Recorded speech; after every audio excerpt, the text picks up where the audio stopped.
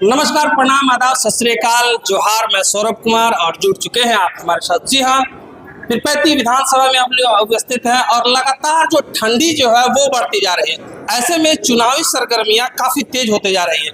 हमारे साथ पीरपैंती के कुछ प्रबुद्ध लोग हैं, उनसे हम बात करेंगे आगामी विधानसभा के चुनाव को लेकर किस प्रकार की तैयारी है। सबसे पहले कैमरामैन से चाहेंगे कि थोड़ा सा आप ऊपर उठाए।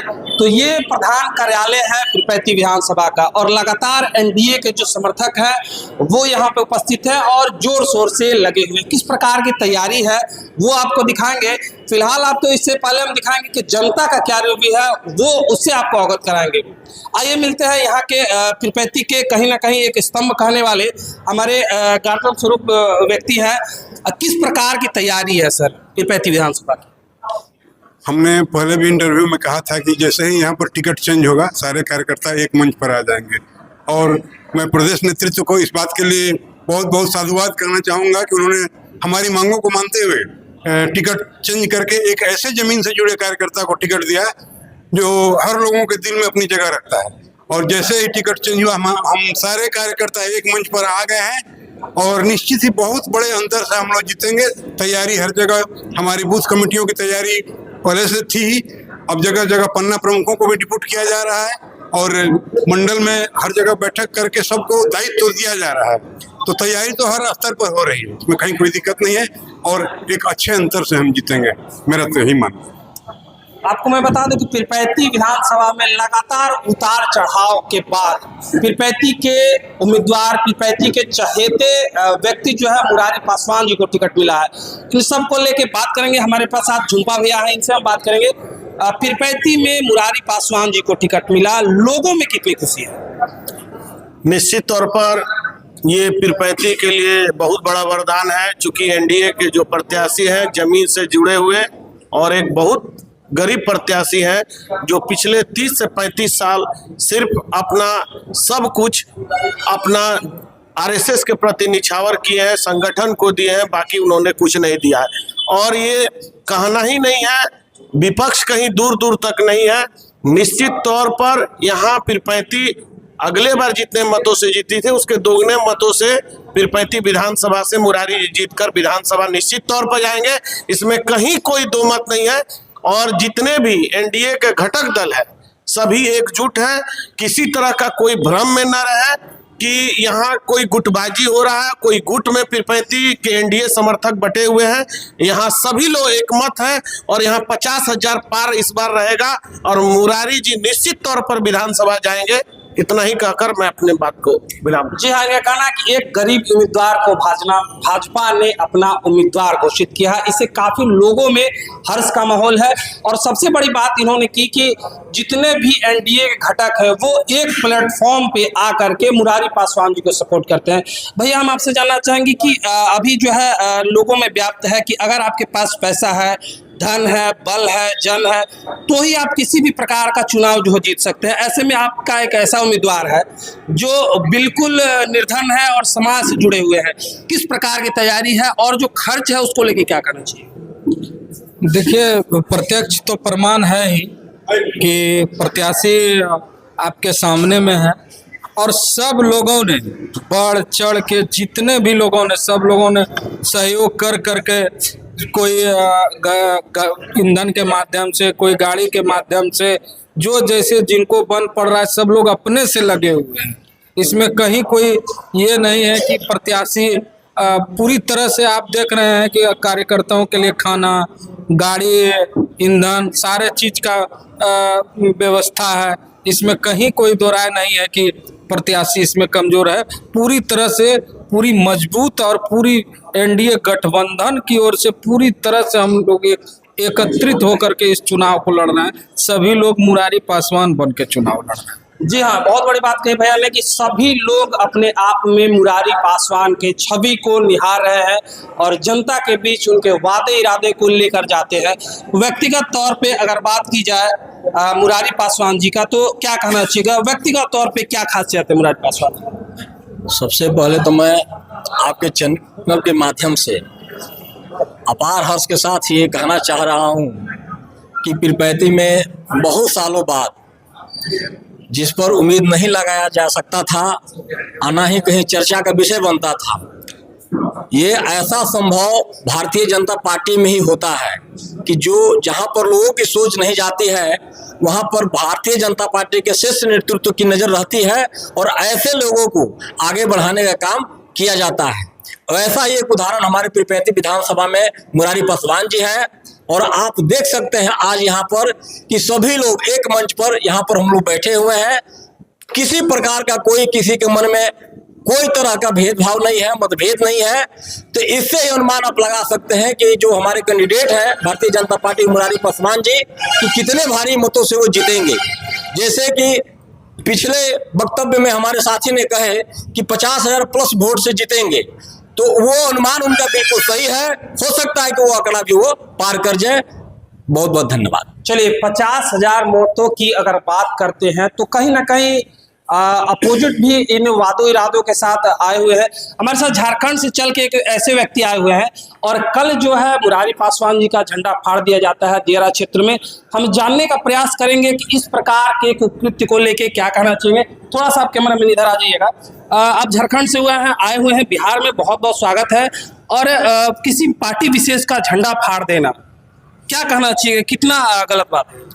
पहले तो बहुत बहुत धन्यवाद आपका और तमाम लोगों का जो यहाँ पर उपस्थित है। बहुत महत्वपूर्ण बात आप ये बता रहे हैं, ये उनकी छोटी मानसिकता को दर्शाता है। जो लोग छोटी मानसिकता को लेकर के समाज में चलेंगे वो ऐसे ही नीच हरकत करेंगे। ये हरकत उनको उनकी मानसिकता के कारण हमारे भाजपा जैसे संगठन के लोगों को बहुत आगे लेकर के जाएगी। और मैं अपने नज़रों से अगर देख पा रहा हूँ तो इस विधानसभा में एक तरीके से कोई तुलना ही नहीं है। एक तो कैंडिडेट यहाँ के बहुत प्रभावशाली नहीं, बहुत जमीनी स्तर के नेता है और इन दिलों में बसते हैं यहाँ के। मैं बहुत पिछले कुछ दिनों से जो है घूम रहा हूँ इस क्षेत्र में, तो मैं लोगों के दिलों को भांपा हूँ और इसलिए मैं अभी से ही अग्रिम जीत की बधाई देता हूँ यहाँ की जनता को। और बहुत ऊंचा और बहुत भारी अंतर से ये विधानसभा क्षेत्र लीड करके जाने वाले यहाँ के पासवान। चलिए मुरारी पासवान जी है, ऑन है ना मुरारी पासवान जी लोगों के दिलों में बसते हैं। ये यहाँ के मुरारी पासवान जी के जो समर्थक है उनका करना है। ऐसे में अगर मुरारी पासवान जी पहली बार चुनाव लड़ रहे हैं, पर अगर अपोजिट की अगर बात की जाए तो रामविलास पासवान लगातार 3-4 चुनाव का अनुभव है। ऐसे में किस प्रकार से वो कहीं ना कहीं लोगों के बीच जाएंगे और चुनावी समीकरण जो है वो बैठा पाएंगे। हमारे साथ एक व्यक्ति है, उनसे हम बात करेंगे। क्या कहना चाहिएगा सर, किस प्रकार से मुरारी पासवान जी जो है रामविलास पासवान जी को टक्कर देंगे? सबसे पहले तो मैं आपके चैनल को धन्यवाद देता हूं। और रही बात मुरारी पासवान और रामविलास पासवान में कंपैरिजन करने का, तो रामविलास जी मुरारी पासवान के कंपेयर में कहीं नहीं टिकेंगे। वो पहले विधायक रह चुके हैं, उनके विरुद्ध बहुत सारा शिकायत है इस क्षेत्र में। और रही हमारे कैंडिडेट जो हैं मुरारी जी के, तो इनके बारे में सारे इस विधानसभा क्षेत्र के लोगों को पता है कि किस तरह के ये व्यक्ति हैं और इनका क्या बैकग्राउंड है, इस सारे लोगों को पता है। और भाजपा जो यहाँ पे हमारे मुरारी पासवान जी को टिकट दिए हैं, इससे हमारे गरीब वर्ग में खुशी की लहर है। और आपको हम ये दावे के साथ कहना चाहते हैं कि इस बार पीरपैंती विधानसभा क्षेत्र में सुनामी है। और अभी जो हमारे दोस्त बोल रहे थे कि अंतर का जो है, वोट का अंतर, आप देख लीजिएगा काउंटिंग हॉल में कि अंतर का जो है ना हम लोग भी पता नहीं लगा पा रहे हैं। जीत तो सुनिश्चित है। और मार्जिन की जो बात रही, हमको लगता है 14 तारीख तक हम लोग को इंतजार करना चाहिए। वो कितना पार करेंगे इसका हम लोग अनुमान नहीं लगा पा रहे। जी हाँ, जीत तो सुनिश्चित है, ऐसा कहना जो है मुरारी पासवान जी के समर्थकों का है।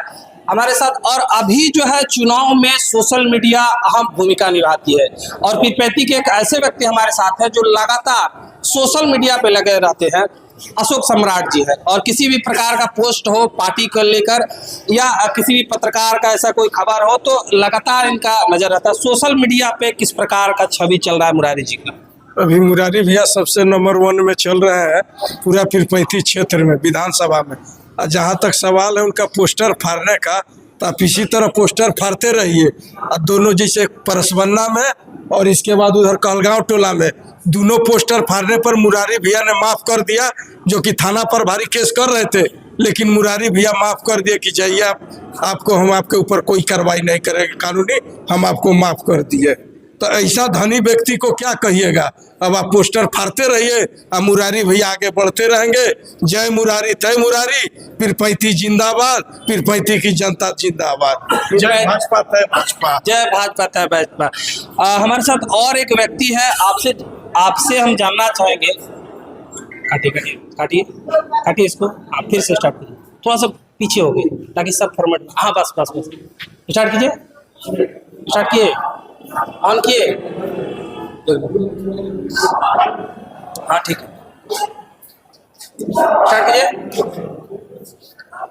हमारे साथ और एक व्यक्ति जुड़े हुए हैं, इनसे हम बात करेंगे। सर, लगातार अभी जो है कहीं ना कहीं तमाम बिहार में त्रिकोणीय श्रृंखला चल रहा है। थोड़ा सा आप आगे आगे। अभी पीरपैंती में समूचे बिहार में त्रिकोणीय चल रहा है। एक जन स्वराज पार्टी जो है नई आई हुई है। पीरपैंती में क्या लगता है कि अगर मुरारी पासवान जी किसी के साथ इनका कोई प्रतिद्वंदी है, कोई कांटे का टक्कर दे सकता है, वो कौन सा उम्मीदवार है और किस पार्टी का? देखिए, मैं सबसे पहले मैं अपना परिचय देता हूँ। जनता दल यू जिला उपाध्यक्ष संजय सिन्हा मेरा नाम है, और मैं आपको स्पष्ट तौर पर बता देना चाहता हूँ कि यहाँ मुरारी जी चुनाव नहीं लड़ रहे, यहाँ के कार्यकर्ता और यहाँ की जनता चुनाव लड़ रहे हैं। मुरारी जी को केवल प्रत्याशी बना के भेज दिया गया है। इस बार मैं धन्यवाद देना चाहता हूँ भारतीय जनता पार्टी के शीर्ष नेतृत्व को कि ऐसे कैंडिडेट को आपने पीरपैंती को दिया है कि यहाँ की जनता और कार्यकर्ता में इतना उल्लास है कि वो कैंडिडेट सिर्फ कहाँ जा रहे हैं, क्या कर रहे हैं, उससे कोई मतलब नहीं है। सब लोग अपने तन मन धन से अपने अपने स्तर से लगे हुए हैं। और हमें जो लगता है कि पूरे बिहार में सबसे ज्यादा मत से अगर कोई जीतेगा तो वो हमारा माननीय विधायक जी होंगे। इस पे तो बात हो चुकी, माफी चाहेंगे सर, इस पे बात हो चुकी है। पीरपैंती विधानसभा में मुरारी पासवान को कोई अगर टक्कर दे सकता है तो क्या लगता है, जन स्वराज है इंडिया गठबंधन? जीत का अंतर इतना है कि कोई टक्कर ही नहीं।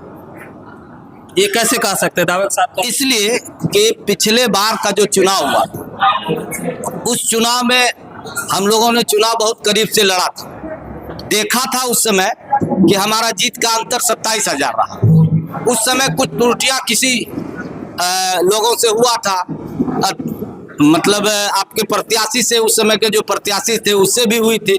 लेकिन आज जब जनता ही चुनाव लड़ रही है तो फिर लड़ाई किससे? जब कार्यकर्ता चुनाव लड़ रहा है, जनता चुनाव लड़ रहा है, तो फिर टक्कर किससे है हमारा? चलिए, कार्यकर्ता और जनता चुनाव लड़ रहा है। हमारे साथ एक ऐसे व्यक्ति, आरएसएस को लेके क्या कहना चाहिएगा? झारखंड से आप आए हुए, क्योंकि ये जो आरएसएस है समूचे भारत में फैला हुआ है। आरएसएस को लेके क्या कहना चाहिए? बहुत सारी भ्रांति है। अगर अपोजिट जो आपके प्रतिद्वंदी है उनका कहना है कि आरएसएस जो है एक विशेष समुदाय को सपोर्ट करता है, क्या कहना चाहिए? आरएसएस को लेके क्या सोच है? देखिए, सबसे पहले तो मैं बिहार के और पीरपैंती विधानसभा के सभी जनता को मेरा प्रणाम। और मैं आरएसएस के लिए यहाँ के लोगों ने ही, देश के भी, कांग्रेस के भी समय में, आज के भी डेट में शायद मल्लिका खड़गे अर्जुन का, कांग्रेस का जो अध्यक्ष है, उनका न्यूज है आरएसएस को बैन करने के लिए, जिसमें कि सपा नेता मुलायम सिंह जी का सुपुत्र अखिलेश यादव जी ने भी, उन्होंने भी सपोर्ट किया है और राहुल जी ने भी सपोर्ट किया है। जितना मैंने देश के एंटी माइंडेड जितने लोग हैं वो सभी लोग आरएसएस को बैन करने के लिए बोलते हैं। मैं बताना चाहता हूँ, आरएसएस से ये बंदा उठकर आए हुए हैं मुरारी पासवान जी हमारे पीरपैंती विधानसभा में। आज के डेट में कहीं भी देश के अंदर किसी भी प्रकार की आफत विपत आती है, सबसे पहला अगर कोई हमारा सेना भी थोड़ा सा समय रह के पहुंचता है, लेकिन आरएसएस पहले पहुंच जाती है। इसमें आरएसएस उनको कहे कि दिख रहा है कि आरएसएस ये बढ़ चढ़ के समाज सेवा में आगे हिस्सा ले रहा है। तो जो हमारे देश में आप देख लीजिए ईडी गठबंधन का, राहुल जी को देखिए, अपने घर का बुराई विदेशों में जाके मंच पे, खुले मंच पे करते हैं। जिस मंच पर यहाँ पर आरजेडी के उसमें प्रत्याशी के प्रचार के उसमें थे, तो राहुल जी के मंच पर आरजेडी के एक कार्यकर्ता ने मोदी जी के विषय में मां बहन का गाली भी दिया। इसको लेकर तो काफी देश में पूरा इसका तो देश में तो छोड़िए, विदेशों में भी इसकी चर्चा हो रही है। चलिए, कहने का मतलब है कि आरएसएस जो है वो ऐसी संस्था है जो लगातार देश पे किसी प्रकार का आपदा आता है तो वो खड़ा रहती है। हमारे साथ एक व्यक्ति है, इनसे हम जाने चाहेंगे पीरपैंती विधानसभा में मुस्लिम भी काफी बहुल्य है और कहीं ना कहीं एक भ्रांति फैलाई जा रही है कि आरएसएस का अगर उम्मीदवार आता है पीरपैंती में तो मुस्लिमों पे खतरा बना रहता है। क्या लगता है आपको, क्या कहना चाहिए? अभी तक नरेंद्र मोदी के शासनकाल में किसी मुस्लिम को खतरा हुआ है क्या? आपके चैनल से हम जानना चाहते हैं। और खतरा हुआ है तो कोई बताए। जितना मुस्लिम सुरक्षित नरेंद्र मोदी के शासनकाल में उतना कभी था न रहेगा क्या? चलिए, अभी इनका कहना है कि आरएसएस से मुस्लिमों को कोई खतरा नहीं है। कितना समर्थन है मुस्लिम वोटों का? लगभग मुस्लिम वोटों का तो समर्थन है ही, क्योंकि अभी सभी मुस्लिम महिलाओं के लिए मतलब कोई मान नहीं है कि हिंदू मुस्लिम सभी महिलाओं के लिए जो मोदी जी ने किया है अभी 10,000 रुपया सभी महिलाओं को दिया, तो कम से कम महिलाओं का तो समर्थन है ही। बाकी मुस्लिम सपोर्ट के लिए हमारे शाहनवाज जी हैं यहाँ, तो कहना तो है कि मुस्लिम सपोर्टर रहेंगे ही। चलिए, मुसलमान भी हमारे साथ है, बात करेंगे पीरपैंती विधानसभा के सबसे जो है ना ज्वलंत मुद्दा। पीरपैंती के पूर्व विधायक जो थे वो कहीं ना कहीं राजद की तरफ से माला को पहन रहे हैं। क्या कहना चाहिए, क्या इसका प्रतिकूल प्रभाव पड़ेगा पीरपैंती पे? अभी तो राजद के जो प्रत्याशी हैं उन्होंने कहा कि हम तो बुलाए नहीं है, वो तो खुद से अपने आप आ रहे हैं और वो उनको कोई नहीं बुलाया है। तो मान न मान मैं तेरा मेहमान वाली बात हो गई है। और जैसे भाजपा ने और यहाँ की जनता ने विधायक को नकारा है, हमको नहीं लगता है कि किसी पार्टी में इनको जगह मिलेगी। लगातार पार्टी के प्रति समर्पित व्यक्ति हैं झुम्पा सिंह जी हमारे साथ हैं और पिछले 3 टर्म से अपने पंचायत में मुखिया जी हैं, कार्यकारिणी अध्यक्ष हैं मुखिया संघ का। अभी जो है जिस प्रकार से आपके वर्तमान, चूंकि वो जब भाजपा में थे तो आप लोग बढ़ चढ़ के हिस्सा लिए, उनको जिताने का काम किए, अभी कहीं ना कहीं बागी तौर पे आप दिख रहे हैं। क्या लगता है, क्या प्रतिकूल प्रभाव पड़ेगा? निश्चित तौर पर 14 तारीख तक जब तक गिनती नहीं होगा तब तक वो मान लीजिए हमारे विधायक है, लेकिन एक आप नहीं जानते बैगन का टगरा हम लोग कहते हैं ना, वही हाल हो गया है। जिस लालू जी को आपने गाली दी आज फिर वही चले गए, जिस भाजपा को ऐसे 7 दिन 10 दिन पहले तक आप बड़ाई करते नहीं थक रहे थे, आज आप उनका रात दिन बुराई कर रहे हैं। तो ये तो भाजपा के साथ साथ एनडीए गठबंधन के लोग भी जान रहे हैं और महागठबंधन के भी लोग जान रहे हैं कि महाशय का क्या हाल है। बैगन का डगरा वाला, इधर डगरते हैं उधर डगरते हैं, तो उसमें कहीं कुछ नहीं है। यहाँ की जनता नीतीश और मोदी की सरकार को जानती है, उनके किए हुए कार्यों को जानती है और बाकी पब्लिक कुछ नहीं सुनना चाहती है।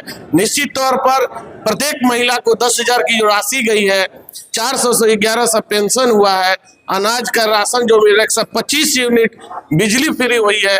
कौन सी सरकार ने गरीबों को इतना देखा है? इसलिए हमें कुछ नहीं करना है और हमारा जो उम्मीदवार है वो भी जमीन से जुड़ा हुआ है और इसमें कहीं दो मत नहीं है कि हमारा उम्मीदवार का लड़ाई दूर दूर तक किसी से नहीं है। चलिए, बहुत बहुत धन्यवाद।